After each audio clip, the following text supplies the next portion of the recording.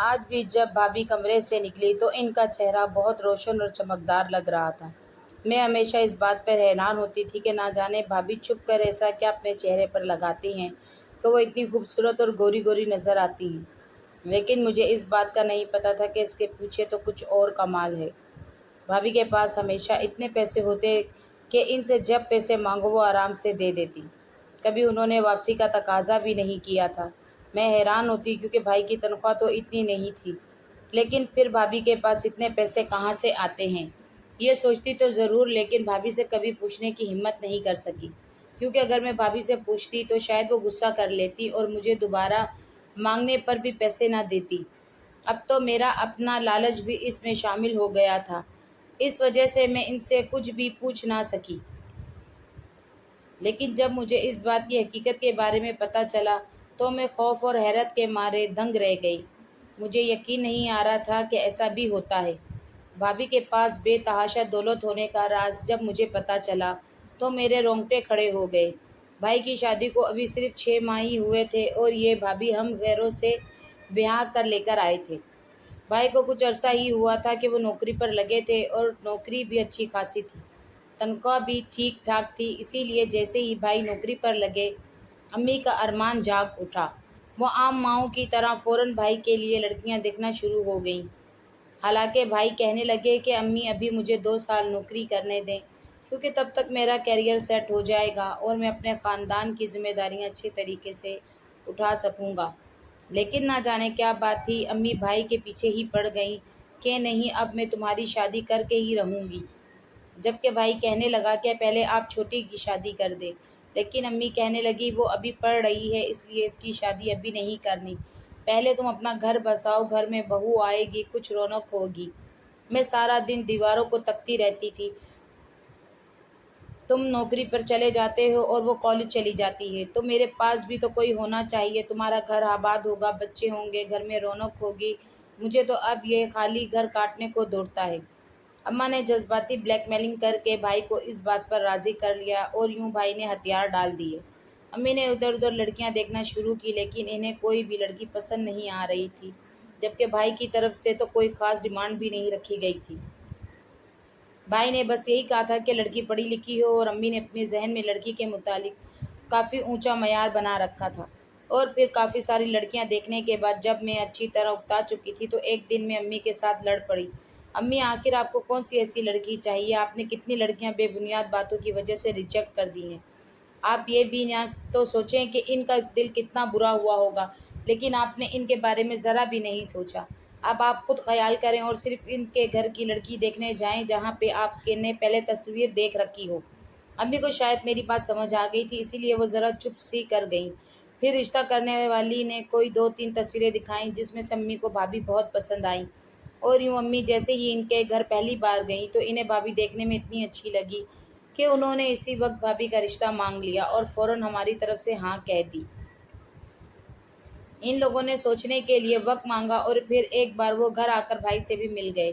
یوں پہلی ملاقات میں ہی سب کچھ طے ہو گیا اور 2 ماہ بعد شادی کی تاریخ پکی کر دی گئی۔ بھائی بھی اپنے ہونے والی بیوی کی تصویر دیکھ کر کافی خوش تھے، انہیں بھی بھابھی کافی پسند آئی تھی اور یوں بھابھی ہمارے آنگن میں رونق بن کر اتر آئیں۔ بھابھی بہت خوبصورت اور ایک اچھی فیملی سے تعلق رکھتی تھی۔ بھابھی کے گھر والے ہم سے اسٹیٹس میں اونچے تھے، لیکن شکر ہے کہ ہمارا اسٹیٹس بھی کچھ کم نہیں تھا، لیکن بھابھی لوگ ہم سے کافی بہتر تھے۔ بھابھی جہیز میں بھی کافی کچھ لے کر آئی تھی، اس کے علاوہ ان کے پاس کافی قیمتی چیزیں تھیں۔ میں تو بھابھی کو دیکھ کر خوش ہوتی رہتی اور یوں میں نے دنوں میں ہی ان کے ساتھ کافی دوستی کر لی۔ بھابھی عادت کی بھی بہت اچھی تھی اور ہمیشہ بڑے پیار اور محبت سے بولتی۔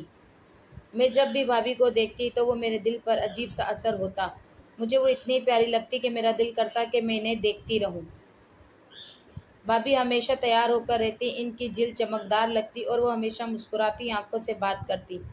ایک دن امی سو رہی تھیں تو مجھے کچھ پیسوں کی ضرورت پڑی، مجھے کالج کے لیے نکلنا تھا۔ میں جھجکتے ہوئے بھابھی کے کمرے میں چلی آئی اور بھابھی سے کہا، بھابھی بھائی تو صبح صبح کہیں چلے گئے ہیں اور امی سو رہی ہیں، مجھے کچھ پیسوں کی ضرورت ہے تو آپ مجھے دے دیں، امی جب اٹھیں گی تو پھر میں آپ کو ان سے لے دوں گی۔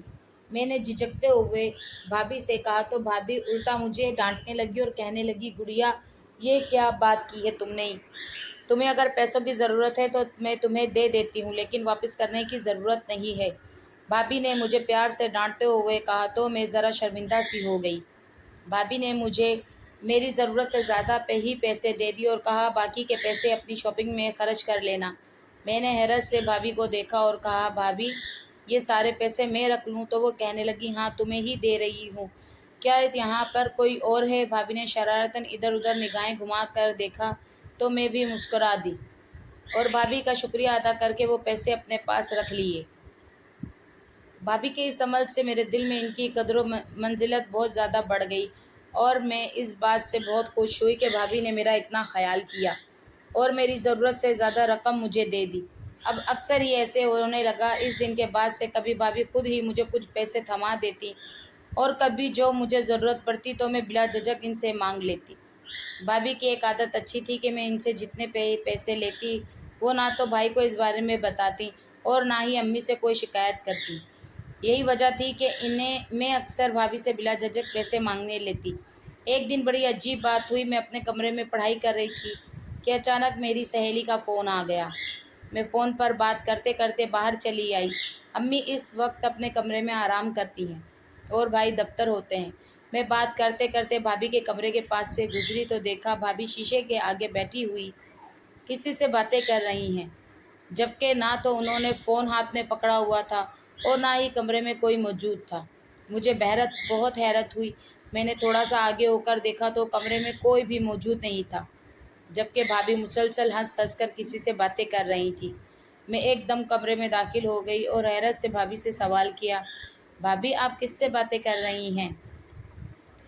मैंने नज़र दौड़ाई और भाभी से पूछा तो वो पहले तो कुछ गड़बड़ा सी गई और फिर कहने लगी, गुड़िया किसी से नहीं बात कर रही थी, बस खुद से ही बातें कर रही थी। आओ बेटो हम दोनों मिलकर बातें करते हैं। भाभी ने एकदम मुझे जवाब देते हुए कहा। तो मैंने कहा भाभी मैं अभी अपनी दोस्त से फ़ोन पर बात करके आती हूँ। मैं अपनी सहेली से बात करने लग गई और कुछ देर बाद ये बात मेरे दिमाग से निकल गई। मैंने दोबारा भाभी से इस बारे में नहीं पूछा, लेकिन अब अक्सर ऐसा होने लगा। भाभी मुझे अक्सर ही शॉपिंग के लिए पैसे दे देती। एक दिन अम्मी ने भी मुझसे अचानक ही पूछ लिया, गुड़िया मुझे सच सच बताओ ये तुम्हारे पास इतने पैसे कहाँ से आते हैं?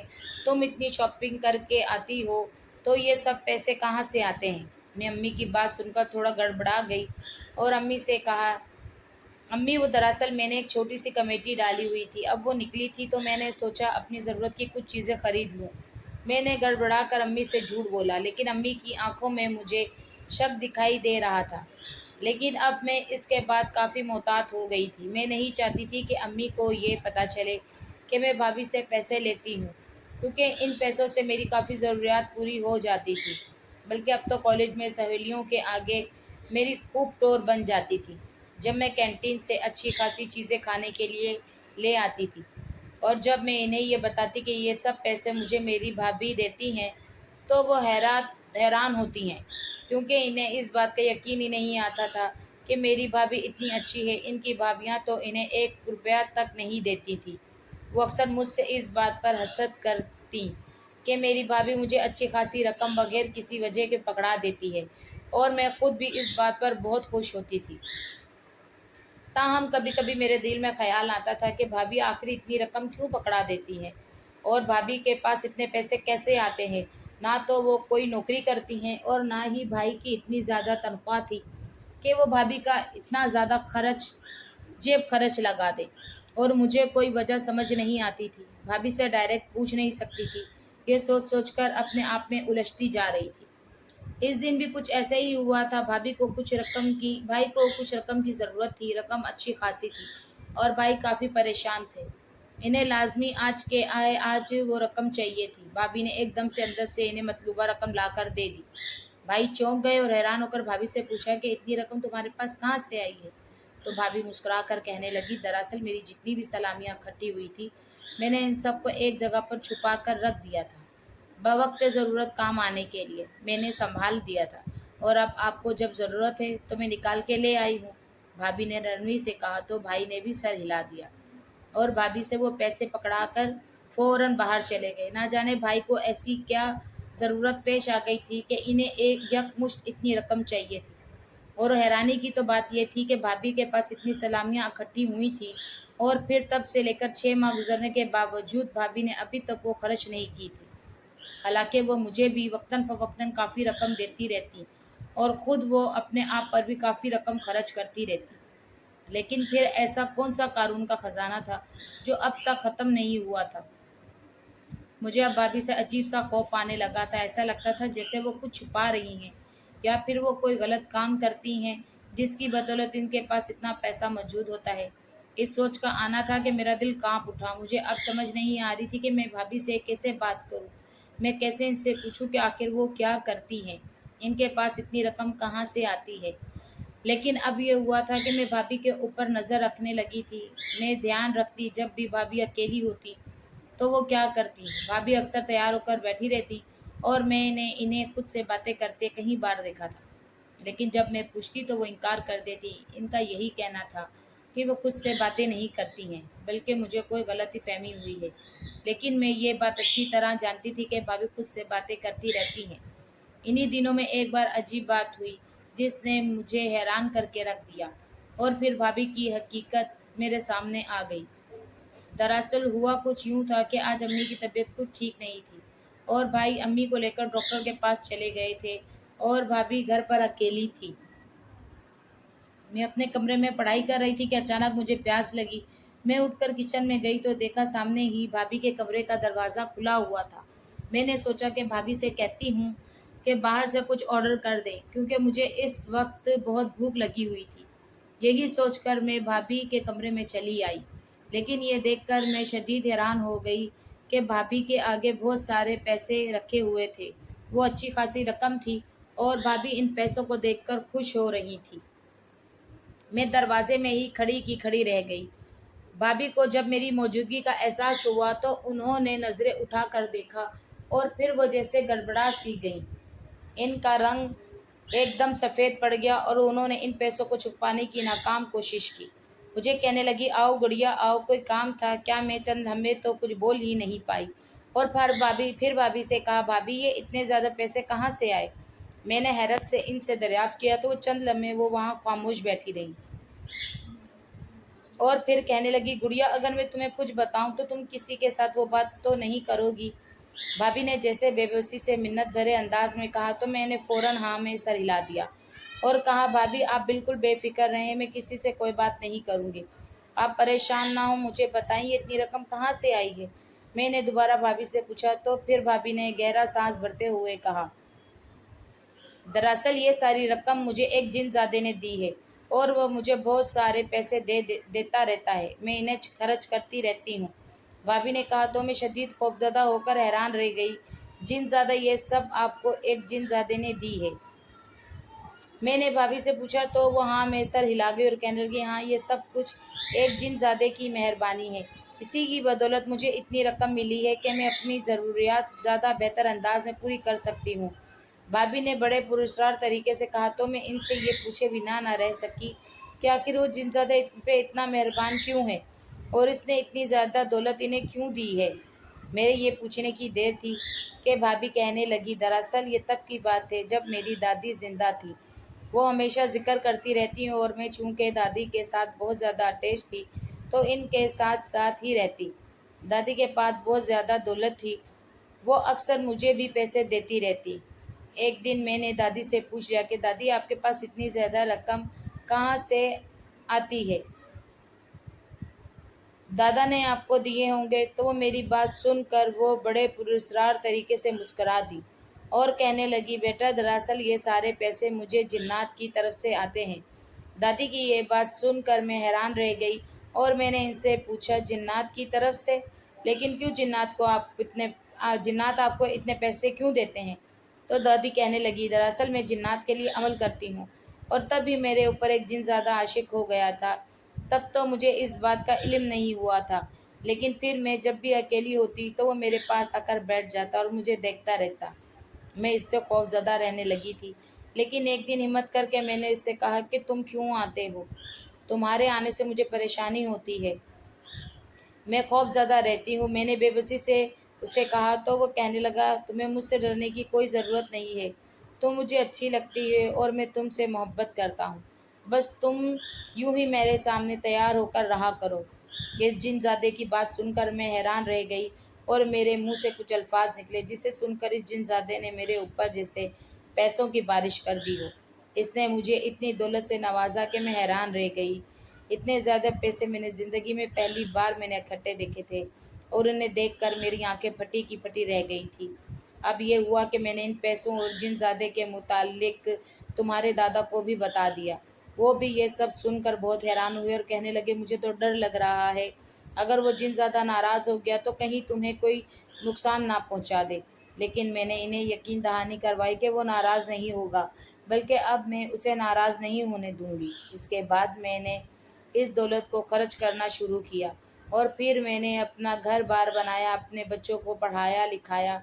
फिर अब यही होने लगा, मुझे वो जिनज़ादा इतने पैसे देता कि मेरी सारी मुश्किलात दूर हो जाती, बल्कि मैं अब इन पैसों से दूसरों की भी मदद करती। दादी ने मुझे बताया तो मैं हैरान रह गई कि आखिर ऐसे कैसे मुमकिन है। तो मैंने इनसे पूछा, आखिर वो ये क्या अल्फाज थे जिन्हें सुनकर वो जिनज़ादा पैसों की बारिश करता रहा। मैंने तजस्सुस से दादी से पूछा तो जो कुछ उन्होंने बताया जैसे ही मैंने ज़हन-नशीन कर लिया और फिर वक्त यूं ही गुजरता रहा। इस जिनजादे की बदौलत दादी को बहुत दौलत हासिल हुई और उन्होंने इसके साथ बहुत से फलाही काम भी किए। एक दिन इसी तरह जब मैं 18 साल की हो चुकी थी तो मुझे भी छत के ऊपर कोई शख्स नज़र आ रहा था। मैं तब छत पर कपड़े फैलाने गई थी कि वहाँ पर मुंडेर के पास कोई खड़ा था। मैं समझी कि शायद मेरे चचा या ताए के बेटों में से कोई होगा, लेकिन जब मैंने उसको पलटकर अपनी तरफ मुस्कुराते हुए देखा तो मैं एक लम्हे के लिए कांप उठी। मैंने खौफ के आलम में से पूछा कि तुम कौन हो? तो वो कहने लगा, मैं एक जिनज़ादा हूँ। इसकी मुस्कुराहट बड़ी गहरी थी। ना जाने कैसे मैंने घबराहट के आलम में दादी के वही अल्फाज दोहरा दिए जिन्हें सुनकर इस जिनज़ादे ने मुझे ढेरों दौलत पकड़ा दी। मैं इतने पैसे देखकर बहुत हैरान हुई, ताहम मैं अब खौफज़दा थी। और फिर मुझे दादी की बात याद आई कि दादी ने तो कुछ ऐसे ही कहा था कि वो कलमात कहने से जिन्नात पैसों की बारिश कर देते हैं। मैं हैरान थी कि मेरे मुंह से वो सब कैसे निकल गया और अब मेरे पास बहुत सारे पैसे थे। मुझे और तो कुछ समझ नहीं आया, लेकिन मैंने दादी को ये बात बता दी। तो दादी कहने लगी कि अगर वो जिनज़ादा तुम पर आशिक है और इसने तुम्हें इतने पैसों से नवाजा है तो अब तुम इससे बेरुखी नहीं बरत सकती, ना ही इससे खौफजदा हो सकती हो। वो जब भी हाजिर हो तुम्हें इससे हंस कर बात करनी होगी। कभी इससे खफा मत होना, कभी इससे नाराज़ ना होना और कभी वैसे खौफजदा मत होना। वो हमेशा तुम पर मेहरबान रहेगा। दादी ने मुझे कहा। अब मैं थोड़ा खौफजदा तो हो गई थी, लेकिन इतने पैसों का लालच मेरे ऊपर हावी हो गया था। अब अक्सर ही ऐसे होता, वो जिनज़ादा जब भी आता तो मैं सज बन कर रहती और वो मेरे साथ हंस हंस कर बातें करता रहता। वो हर दूसरे तीसरे दिन आ जाता। मैं पहले पहल तो इस खेल से बहुत खुश थी, लेकिन फिर मुझ पर खौफ तारी होने लगा। फिर एक दिन ये बात मेरी अम्मी अब्बू को पता लग गई और उन्होंने मेरी दादी के साथ बहुत लड़ाई झगड़ा किया। इनका कहना था कि दादी ने अपने घिनौने खेल में मुझे भी शामिल कर लिया है। तब मुझे अंदाज़ा यूँ हुआ कि घर वाले दादी को पसंद नहीं करते थे। इन्हें दादी के कामों से नफ़रत थी। मैंने पहले तो कभी ये महसूस नहीं किया था, लेकिन अब जब मैंने देखा तो घर वाले तो दादी से नाराज़ ही रहते, अपने बच्चे इनके पास ना भेजते बल्कि खुद भी इनके पास आकर ना बैठते। मगर मुझे याद आया कि जब मैं छोटी थी तो मेरी अम्मी मुझे भी मना करती थी कि दादी के पास मत जाया करो, लेकिन तब मुझे इस बात की गहराई का अंदाज़ा नहीं था। और अब जब मुझे पता चला तो हैरान रह गई कि घर वाले दादी के पैसों पर ऐश तो करते हैं, लेकिन इन्हें अच्छा नहीं समझते। जैसे मेरे बाप बाप दादी पर बरस रहे थे, लेकिन इन्हें असल बात नहीं पता थी। दादी बेचारी चुपचाप इनकी बातें सुनती रहीं और मैं कोने में सहमी हुई खड़ी रही। इनकी बातों का और बुरे रवैये का दादी के दिल पर इतना गहरा असर हुआ कि इसी रात दादी का इंतकाल हो गया। अम्मी अब्बू बाद में इस बात पर बहुत पछताए कि इन्होंने दादी के साथ ज़्यादती की थी, लेकिन मेरे दिल पर यह सब बातें नक्श हो गईं। मैं दादी की वफ़ात पर बहुत रोई थी। दादी की वफ़ात पर ही मुझे मुख्तलिफ़ लोगों की बातों से पता चला कि सब लोग यही समझते थे कि दादी जादू करती हैं। दादी एक आमला हैं और अमल के ज़रिए मुख्तलिफ़ जिन्नात को काबू करती हैं। मैं हैरानी से लोगों की बातें सुन रही थी जो दादी के बारे में तरह तरह की कयास आराइयाँ कर रहे थे, लेकिन इन्हें असल बात की हकीकत का नहीं पता था। اور پھر جب میں نے لوگوں کی بڑھتی ہوئی باتیں دیکھی اور اپنے ماں باپ کا شرمندہ سا انداز دیکھا تو کسی کو بھی دادی کے حق میں بولتے ہوئے نہیں دیکھا، تو میں یکدم چلا اٹھی اور میں نے ان لوگوں کو چیخ چیخ کے دادی کی حقیقت کے بارے میں بتایا اور روتے ہوئے کہا کہ آپ سب لوگوں سے تو جنات اچھے ہیں، جو دوست ہوتے ہیں مہربان تو ہوتے ہیں، آپ لوگ تو پیٹھ پیچھے باتیں کرتے ہیں۔ دادی نہ تو کوئی کالا جادو کرتی تھی اور نہ ہی کوئی ایسا عمل کرتی تھی جس کی بدولت انہیں شرمندہ ہونا پڑے۔ وہ تو معصوم تھی، ان کے اوپر تو ایک جن زیادہ عاشق تھا جو ان کے اوپر اپنی دولت لٹا رہا تھا۔ دادی اس دنیا سے چلی گئی ہیں اور یہ قصہ بھی ختم ہو گیا۔ اب دادی کے بارے میں ایسی باتیں کرنے سے اجتناب کریں۔ میں نے لوگوں کو خبردار کیا تو وہ سب کے سب خاموش ہو گئے۔ جو کام میرے ماں باپ کو کرنا چاہیے تھا وہ میں نے کیا۔ اس کے بعد لوگوں نے ان کے بارے میں باتیں کرنا چھوڑ دیں۔ وقت کسی طرح گزرتا رہا، میں اب بڑی ہو گئی تھی، لیکن وہ جن زیادہ اب بھی مجھ پر اسی طرح عاشق تھا۔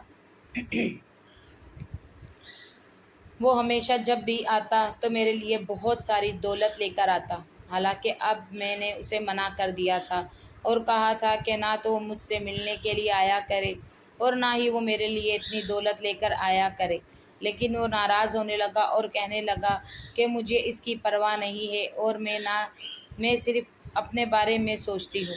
اسی دوران مجھے دادی کی بات یاد آئی جب انہوں نے کہا تھا کہ اسے کبھی خفا مت کرنا۔ میں نے فوراً اس سے معذرت کر لی اور اپنی غلطی کی معافی مانگی۔ وہ بھی فوراً ہی مان گیا۔ اب وہ دن اور آج کا دن وہ جن زیادہ میرے ساتھ ہی ہوتا ہے اور ہمیشہ میرا خیال رکھتا ہے۔ جب میری شادی ہوئی تو وہ مجھ سے ناراض تو ہوا تھا، لیکن وہ بھی جانتا تھا کہ ایک آدم زادی اور جن زادے کا ملاپ ممکن نہیں، اسی وجہ سے اس نے مجھ سے شادی کرنے کی اجازت دے دی اور مجھے بالکل تنگ نہیں کیا۔ بھابھی کی یہ سب باتیں مجھے حقیقت سے پرے کی لگ رہی تھیں، لیکن میں حیرت سے منہ کھولے یہ سب سن رہی تھی۔ اور پھر بھابھی کہنے لگی، اب تم یہ جو بھی رقم دیکھتی ہو یہ سب اسی کی بدولت میرے پاس آتی ہے۔ مجھے اتنی ساری رقم کا کیا کرنا ہوتا ہے، اسی لیے میں تمہیں بہانے سے دے دیتی ہوں، تمہارے بھائی کو دے دیتی ہوں۔ میرے پاس تو بہت ساری دولت اکٹھی ہو گئی ہے۔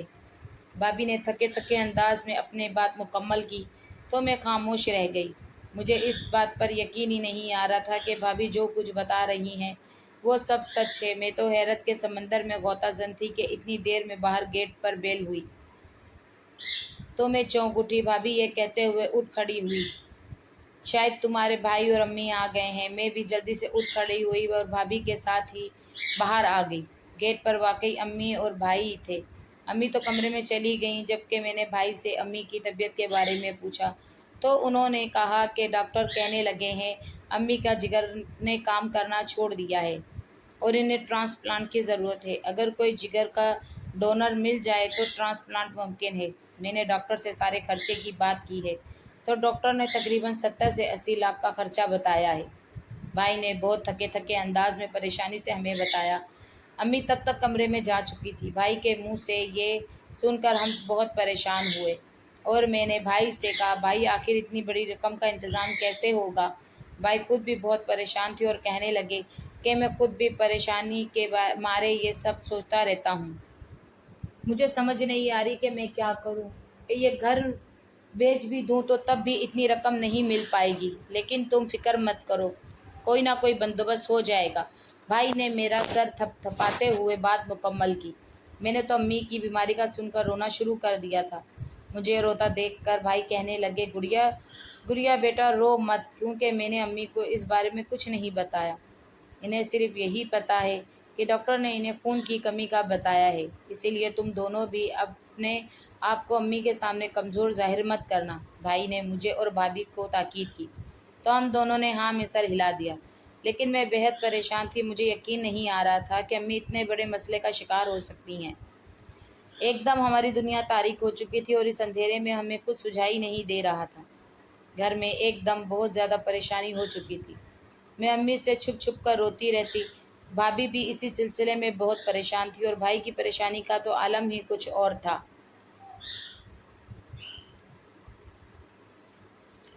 وہ بیچارے مختلف اسپتالوں میں مختلف جگہوں پر امی کی رپورٹیں بھیج کر چیک کروا رہے تھے کہ شاید ٹرانسپلانٹ کے علاوہ کوئی اور علاج ممکن ہو۔ لیکن سب کی رائے ایک ہی تھی اور سب نے یہی کہا تھا کہ اس کا واحد حل ٹرانسپلانٹ ہی ہے۔ لیکن ٹرانسپلانٹ کروانے کے بعد بھی 50-50 چانس تھے۔ ہم دونوں بہن بھائی ایک دوسرے کے گلے لگ کر روتے رہتے۔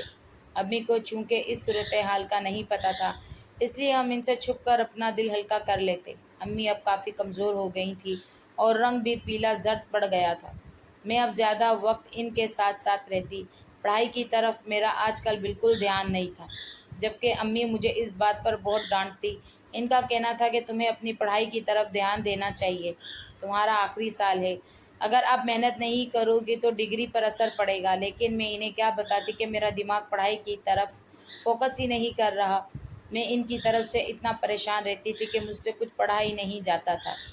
حالانکہ ایک دن بیٹھ کر بھابھی نے بھی مجھے بہت سمجھایا اور کہنے لگی کہ امی اس طرح زیادہ پریشان رہتی ہیں جب وہ تمہیں دیکھتی ہیں، چونکہ انہیں اپنی بیماری کے بارے میں نہیں پتہ، اس لیے ان کے ذہن میں طرح طرح کے خیال آتے رہتے ہیں اور وہ مختلف وہموں کا شکار ہوتی رہتی ہیں۔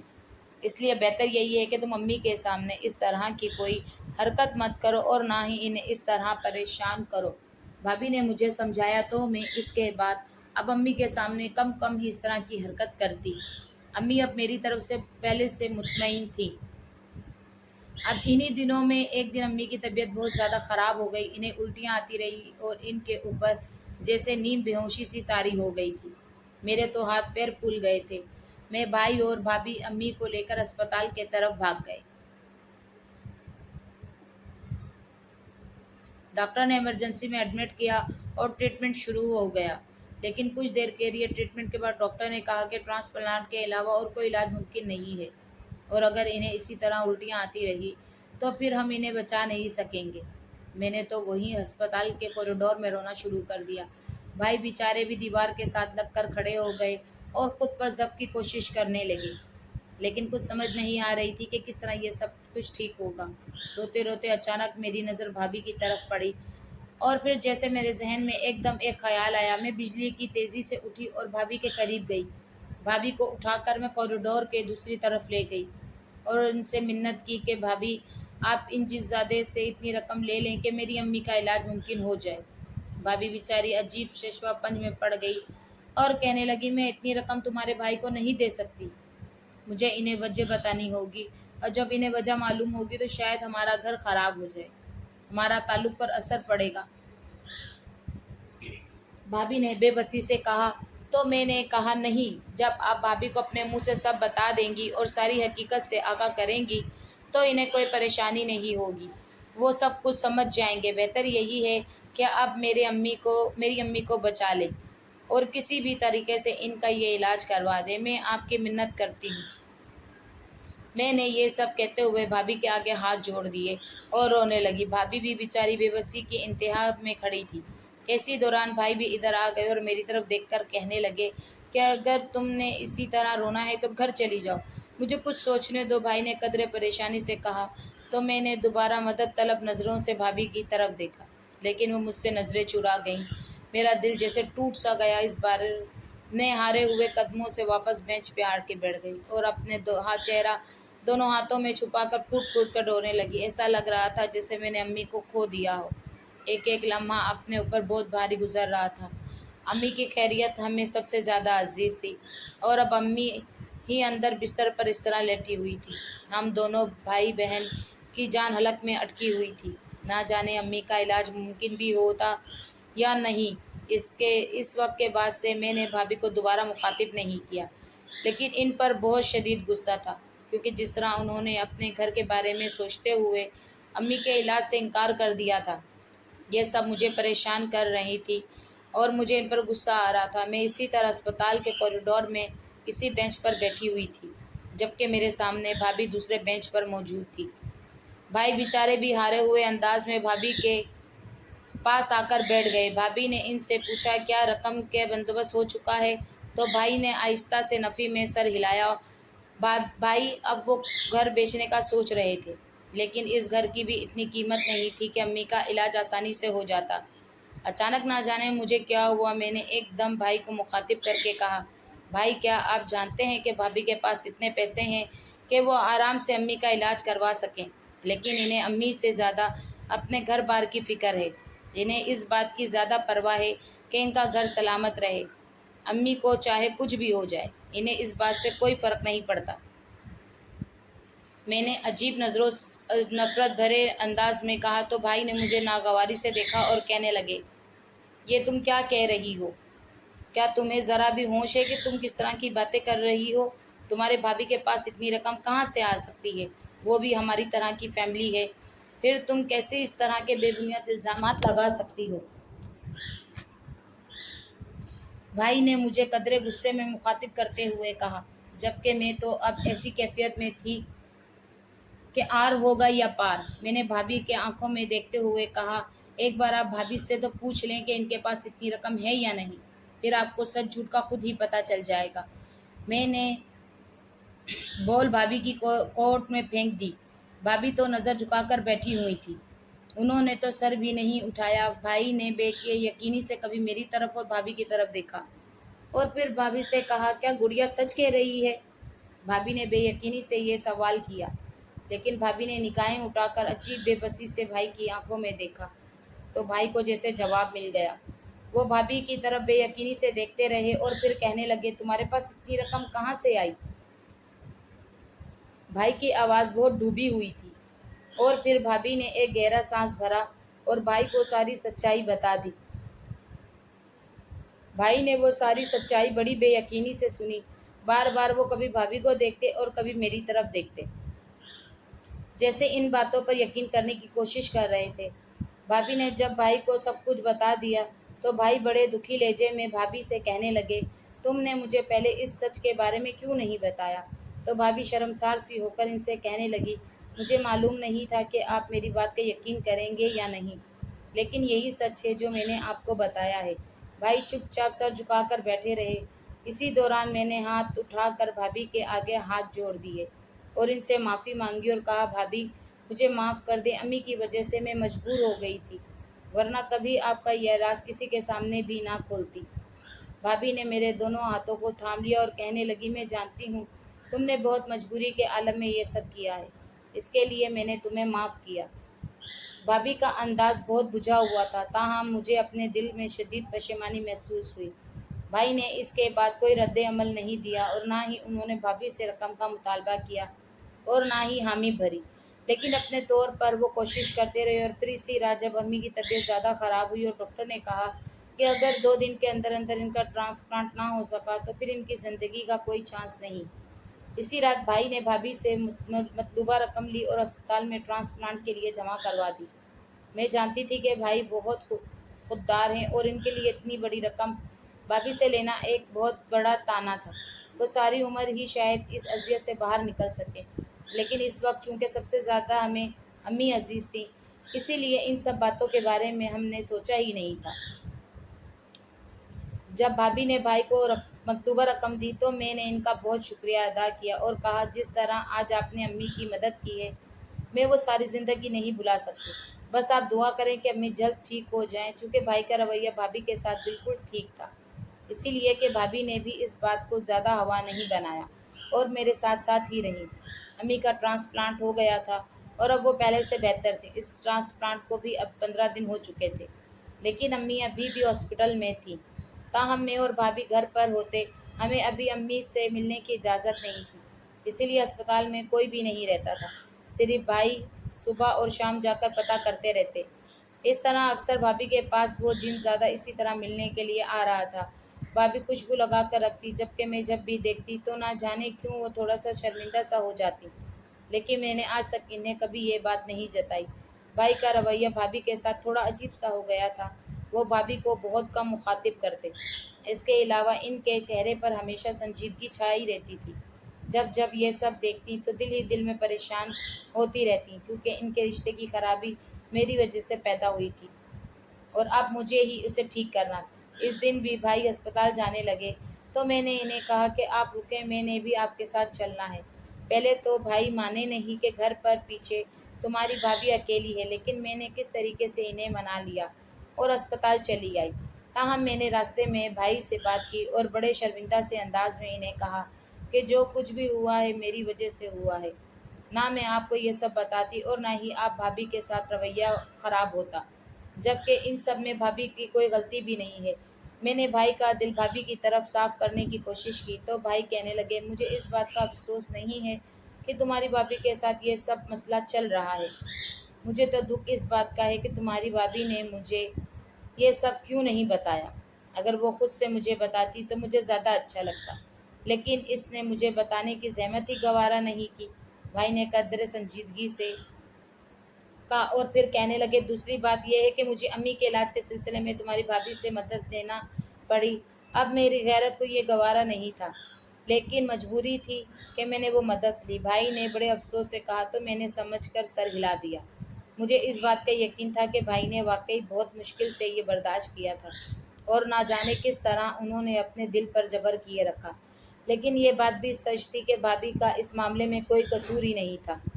اگر وہ جن زیادہ بھابھی پر عاشق تھا اور اس کے اوپر بے دریغ اپنی دولت لٹا رہا تھا تو اس میں بھابھی کا قصور تو نہ ہوا نا، اور بھابھی تو صرف اپنے بچاؤ کے لیے اس کے ساتھ لگی ہوئی تھی۔ اگر وہ ذرا بھی اس کے ساتھ کسی بھی قسم کا غلط رویہ اختیار کرے تو شاید ان کی جان کو خطرہ ہو۔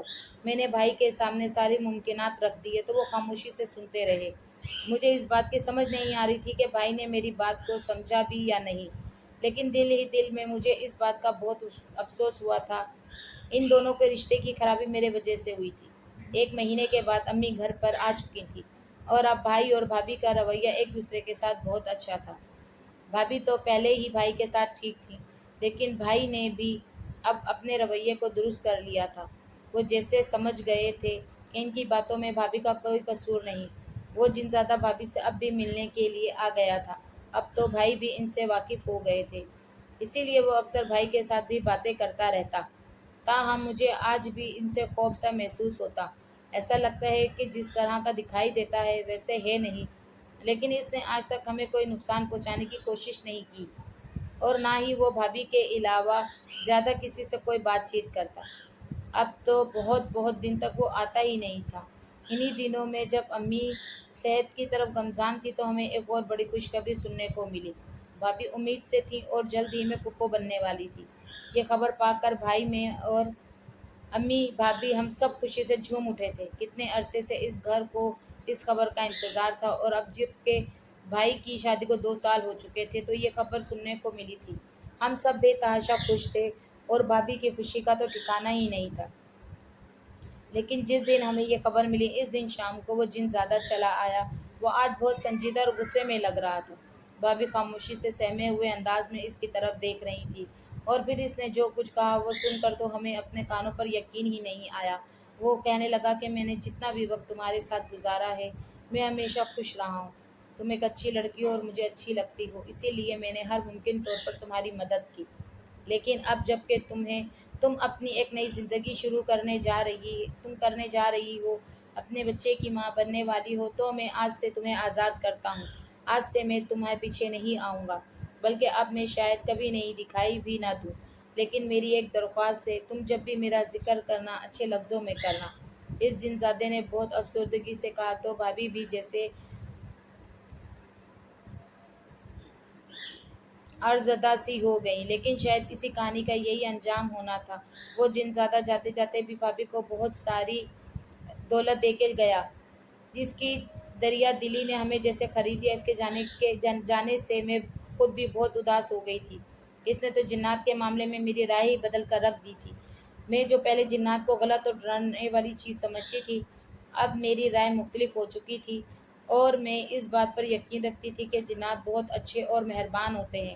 وہ انسان دوست ہے اور دوستوں کی اسی طرح مدد کرتے ہیں جیسے ہم اپنے دوستوں کی کرتے ہیں، کیوں اب تو ہمیں ان کی عادت ہو چکی ہے اور بالکل ایسے محسوس ہوتا ہے جیسے وہ اب اسی گھر کا فرد ہے۔ لیکن اسے جانا تو تھا ہی۔ وقت نے یہ بات ثابت کر دی کہ جنزادے نے اپنے طور پر جو بھی فیصلہ لیا تھا وہ بالکل ٹھیک تھا۔ بھابھی اب بہت خوش رہتی